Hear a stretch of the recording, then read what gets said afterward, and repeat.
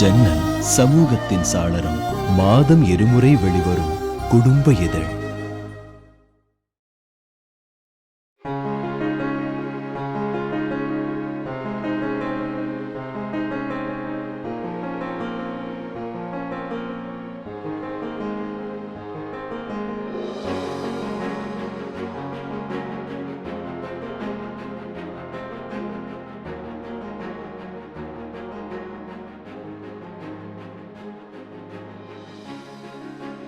நாங்கள் Vasanthamani Sivan Srinivasan sir president, அவர் டீமில் நான் நிற்கிறேன்.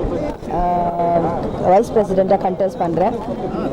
எலெக்ஷன் இப்போ ஆக்சுவலி இது ஒரு பை எலெக்ஷன் மாதிரி தான். அதுதான் ஒரு சின்ன மைனஸான விஷயம். ஏன்னா இப்போ தான் நடந்தது. அதை அவங்க திடீர்னு எல்லோரும் ரிசைன் பண்ணி கிளச்சி விட்டாங்க. அதனால திருப்பி ஒரு எலெக்ஷன் வர வேண்டியது இருக்குது.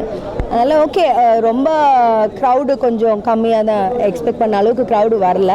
மற்றபடி எங்களுக்கு என்னென்னா, இப்போ ஆக்சுவலி பெரிய திரையில் மாதிரியே ஒரே மாதிரி டைப் ஆஃப் ஆளுங்க இருந்திருக்காங்க.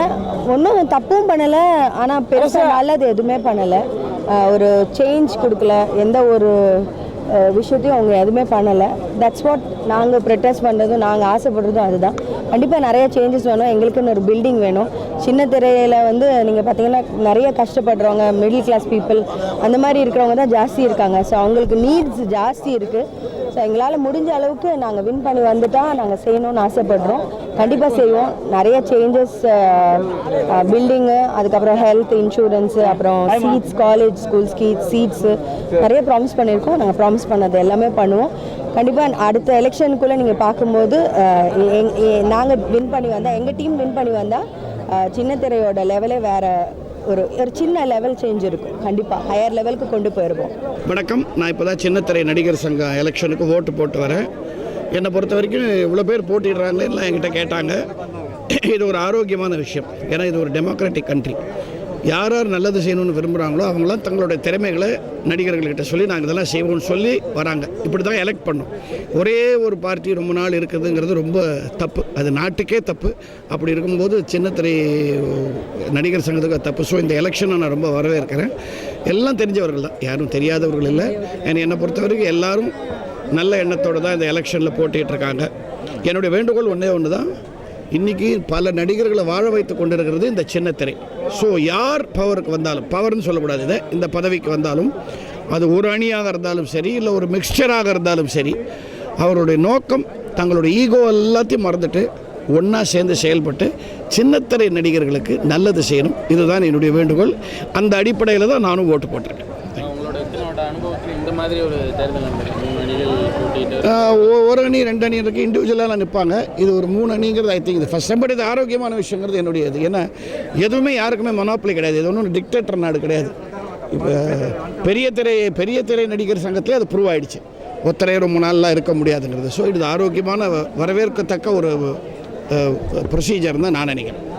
சமீபத்தில் தான் சின்னத்திரை தேர்தலுக்கு வந்துட்டு எலெக்ஷன் நடந்தது. அவங்க எல்லாருமே ராஜினாமா பண்ணாங்க. திரும்ப நடக்குது.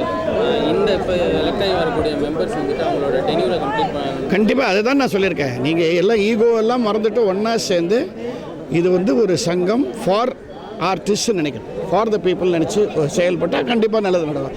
இதை சொல்ல முடியாது இல்லையா, ஒரு அணி தான் கண்டிப்பாக வெற்றி பெறும்னு சொல்ல முடியாது. மிக்சரில் வரும். மிக்சரில் நீ வேறு நான் வேறு அங்கே வரக்கூடாது. அங்கே நீங்கள்லாம் சின்னத்திரை நடிகர் சங்கத்தின் கவர்னிங் பாடிங்கிற எண்ணம் தான் வரணும். எல்லாமே உழைக்கும் வர்க்கமாக இருக்கும். சார், உங்கள் சைட்லேருந்து சின்னத்திரை சங்கத்துக்கு என்ன சொல்லணும்னு நினைக்கிறீங்க? சின்னத்திரை சங்கத்துக்கு நான் என்னத்தை சொல்கிறது, நிறைய நடிகர்களுக்கு வாய்ப்பு கொடுங்க, எனக்கும் சேர்ந்து வாய்ப்பு கொடுங்க, அவ்வளோதான். வாய்ப்புன்னு சொல்கிறப்போ எல்லாருமே சொல்கிறது, நீங்கள் ஓட்டு போட்டு வந்த எல்லாருமே சொல்கிற விஷயம் இந்த டப்பிங் சீரியல்னால வேலைவாய்ப்பு அப்படின்றது தமிழ் சினிமா சார் காம்படிஷன் டெக்னாலஜியின் வளர்ப்பை நீங்கள் தடுக்க முடியாது சார். இதை தடுக்கணும். அதை டப்பிங் சீரியலுக்கு வரவேற்பு இருக்குன்னா இப்போ என்ன அர்த்தம்? நம்ம எடுக்கிற சீரியல் நல்லா இல்லைன்னு தானே அர்த்தம். அதை விட பெட்டராக எடுப்போம். ஒருத்தரை அழிச்சிட்டு தான் நீங்கள் வரணுன்றதை நான் ஒத்துக்கவே மாட்டேன். புரியுதுங்களா? அதை தடுக்காதீங்க. நம்ம தரத்தை நம்ம உயர்த்துவோம் ஆட்டோமேட்டிக்காக. இப்போ ஒரு காலத்தில் நான் ஓப்பனாக சொல்கிறேன், ஹிந்தி பாடல்களையே கேட்டிருந்தாங்க நம்ம தமிழ்நாட்டில் 70s ஞாபகம் இருக்கா? அதை அடிக்கிற அளவுக்கு இளையராஜா மியூசிக் போட்டு அப்புறம் திருப்பி தமிழுக்கு வந்தாங்களே, அந்த மாதிரி பண்ணுங்க. ஏன் அவங்கள நிறுத்திட்டு நான் வரணும்னு? Competition is good. இதுதான் என்னுடைய தனிப்பட்ட கருத்து. இது எப்படி வேணால் எடுத்துக்கணும். ஆனால் வேட்பாளர்கள் என்ன சொல்கிறாங்கன்னா மற்ற மாநிலங்களில் வந்துட்டு அந்த நடிகர்கள் கேட்டுக்கிட்டதுக்காக அவங்களாம் குறுகிய மனப்பான்மை வந்துட்டு குறைச்சிருக்காங்க. குறுகிய மனப்பான்மை உள்ளவங்க அந்த இடத்துலன்னு அர்த்தம், வேறு ஒன்றும் கிடையாது. மற்ற இடத்துலலாம் தமிழ்னால அடிக்கிறேன்ற அந்த மாதிரிலாம் நம்ம இருக்கணும். நம்ம எல்லாரையும் வரவேற்கிறோம். அந்த பெருமை தமிழ்நாடுக்கு தானே இருக்குது. வந்தாரை வாழ வைக்கும் தமிழ்நாடுன்னு சொல்கிறீங்க, ஏன் சாகடிக்கணும் இருக்கட்டும். எல்லாருமே நம்ம ப்ரூவ் பண்ணுவோம். மற்ற ஸ்டேட்ஸ் மாதிரி நம்ம இல்லை. யார் வந்தாலும் we will give them opportunity. எங்கள் திறமைகளும் நாங்கள் காமிப்போம். இது ப்ரொடியூசர்ஸ் கையில் இருக்குது. ப்ரொடியூசர்ஸ் கையில் இருக்கையோ நம்ம தமிழ் நடிகர்களுக்கு நிறையா வாய்ப்பு தரணும் அப்படிங்கிறது அவங்க நினைக்கிறேன். அதுதான் என்னுடைய திரை. இது இந்த சமயத்தில் நான் பெரிய திரைக்கே சொல்ல விரும்புகிறேன். கதாநாயகிகளுக்கெல்லாம் பாம்பேக்கு தான் போடுங்கிற அவசியமே இல்லை.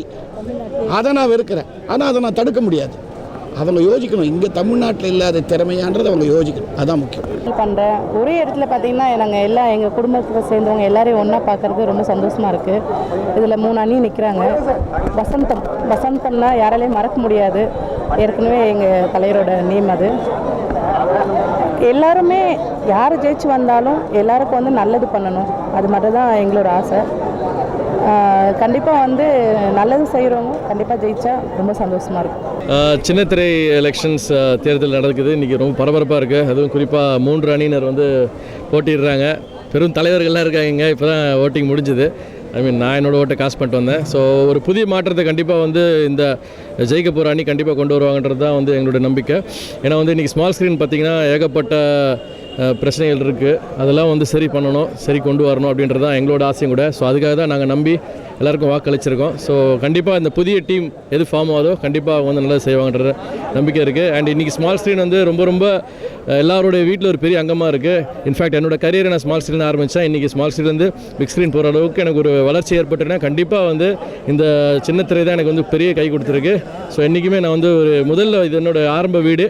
ஸோ சின்னத்திரை என்றைக்கு நான் மறக்க மாட்டேன். So it is always my house. சின்னத்திரை கலைஞர்கள் வந்துட்டு வெற்றி பெற அணி வந்துட்டு எந்த மாதிரி பிரச்சனையை முதல்ல அட்ரஸ் பண்ணணும்னு நினைக்கிறீங்க சங்கத்தில் நிர்வாகிகள்? சார், சங்கத்தில் ஏகப்பட்ட உறுப்பினர்கள் இருக்காங்க. நடுவில் ஏகப்பட்ட குளறுபடிகள் நடந்திருக்கு. முதல்ல ஃபஸ்ட்டு அதை சரி செஞ்சாங்கனாலே எல்லாமே சீரமைஞ்சிரும். ஏன்னா இன்றைக்கி பார்த்தீங்கன்னு வச்சோங்களேன், ஏகப்பட்ட ஆர்டிஸ்ட் இருக்காங்க. பட் யூனியன் மெம்பர்ஸ்க்குன்ற வேலை அப்படின்ற கிடைக்கிற ஒரு விஷயம் வந்து ரொம்ப இதுவாக இருக்குது. நான் மெம்பர்ஸ்லாம் வந்து நிறைய நடிச்சிட்டு இருக்காங்க. கேட்டால் வந்து நாங்கள் இப்போ தான் வந்திருக்கோம் அப்படின்னு சொல்லி இது பண்ணுறேன். அதேமாதிரி அந்த டேரக்டர்ஸும் வந்து எங்களுக்கு இந்த மாதிரி ஒரு கேரக்டர் தேவைப்படுது, அதனால தான் நாங்கள் எம்ப்ளாய் பண்ணுறோம் அப்படின்ற மாதிரி சொல்கிறாங்க.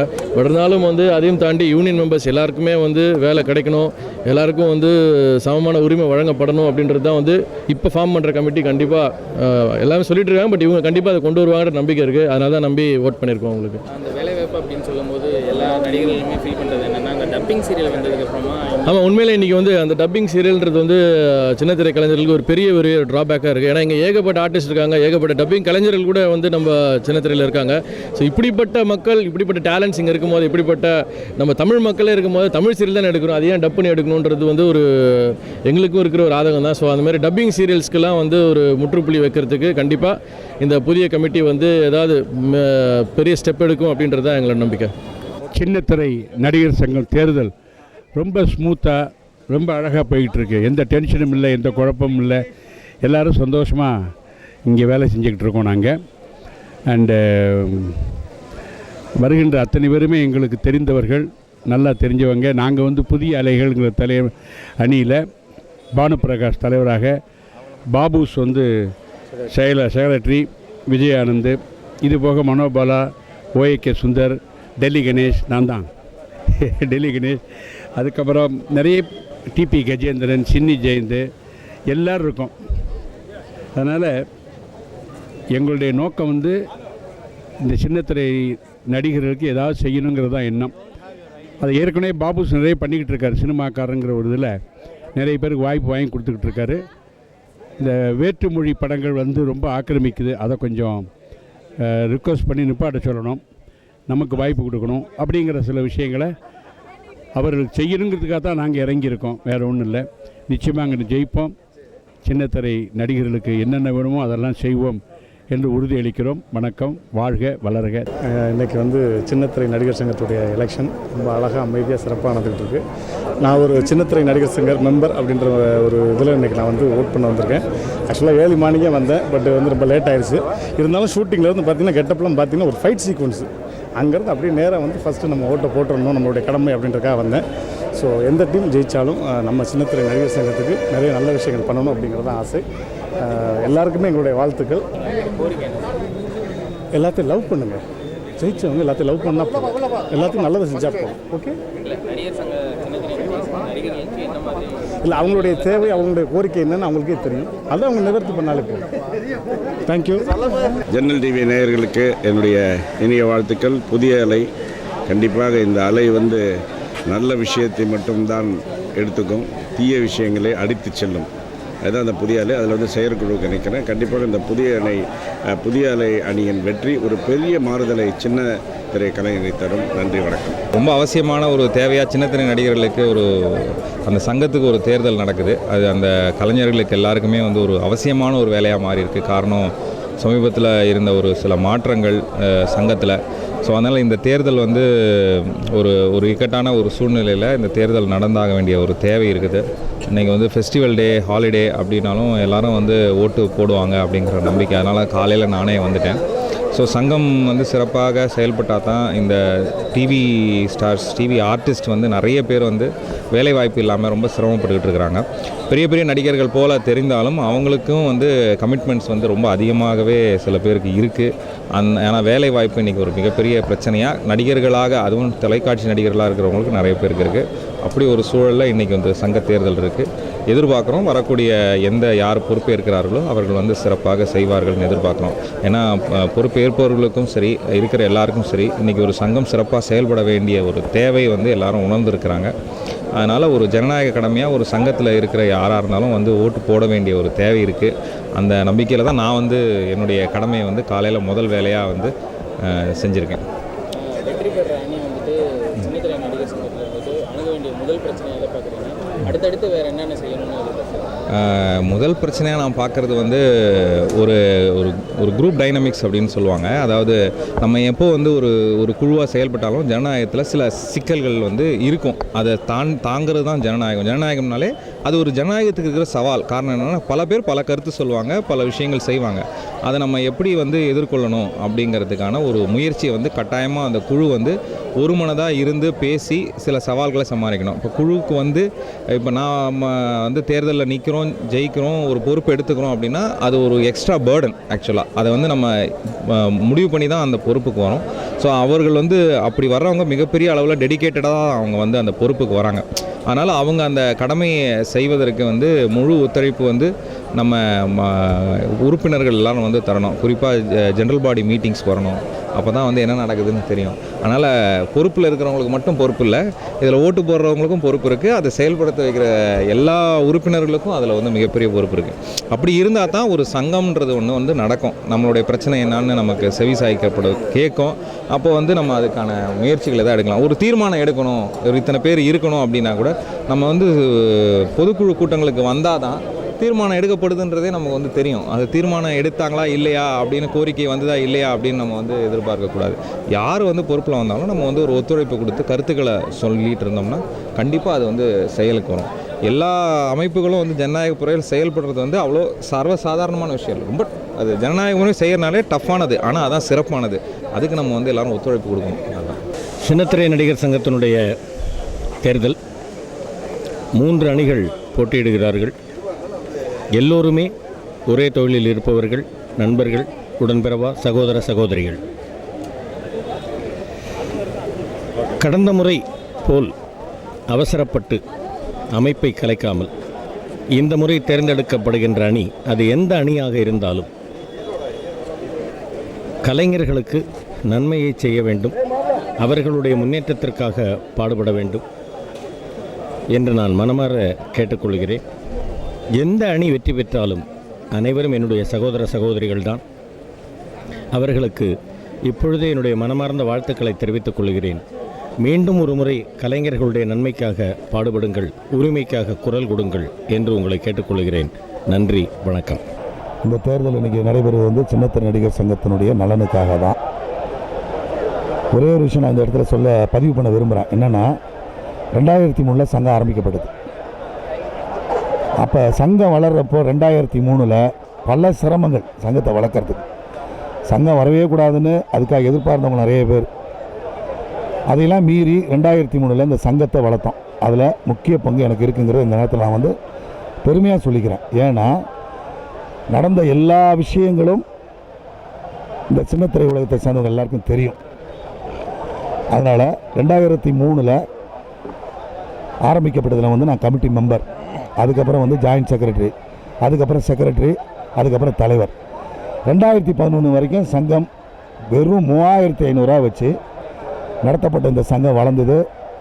9 லட்ச ரூபா, இப்போ நான் ஆணித்தரமாக சொல்கிறேன், 9 லட்ச ரூபா ஃபிக்ஸரில் போட்டது, 3 லட்ச ரூபா கேஷாக போட்டு வெளியில் வந்தேன். அதை வச்சு தான் திருப்பி சங்கத்துக்குன்னு லீஸுக்கு ஒரு இடம் பிடிக்க முடிஞ்சுது அதுக்கப்புறம் வந்தவங்களால். ஆனால் என்ன நடக்குதுன்னா 2011 அப்புறம் ஈகோ நிறைய இங்கே ஓடிட்டு, சங்கத்தை பற்றி யாருமே கவலைப்படலை. இந்த ஓப்பனாக நான் சொல்கிறேன், இந்த இடத்துல ஸ்டேட்மெண்ட் நான் ஓப்பனாக சொல்கிறேன், சங்கத்தை பற்றி யாருமே கவலைப்படலை. மீண்டும் எங்களுடைய வசந்தமணி எங்கள் டீமில் மாஸ்டர்லாம் இருக்காங்க, மோகன் இருக்கார், நம்ம பார்த்தாலாம் இருக்காங்க, நல்ல உழைக்கிறவங்களாக இருக்காங்க. எனக்கு வந்து நான் ஒவ்வொரு தடவையும் சொல்லுவேன், தேர்தலப்போ ஃபெமிலியராட்டி தேவையில்லை, சின்சியராட்டி வேணுமே. இந்த தடவை எல்லாருமே நாங்கள் மறுபடியும் சின்சியராட்டி தான் நிற்கிறோம். ஈகோ பாருங்கள், இப்போ 3 வருஷம் நடக்க வேண்டிய தேர்தல் 1 வருஷத்தில் தேர்தல் வருது. சம்மந்தப்பட்டவங்களும் தான் இப்போ மறுபடியும் நிற்கிறாங்க. இதை கலைஞர்கள் உணரணும். மீண்டும் சங்கம் வலிமை பெற, சங்கம் பொலிவு பெற, சங்கத்துக்கு வசந்தம் வீசிட, வசந்தமணிக்கு எல்லோரும் வாய்ப்பளித்தாங்கன்னா நாங்கள் சங்கத்தை மேன்மேலும் பெருசாக கொண்டு வருவோம். ரெண்டு விஷயம் தான் எங்களுக்கு.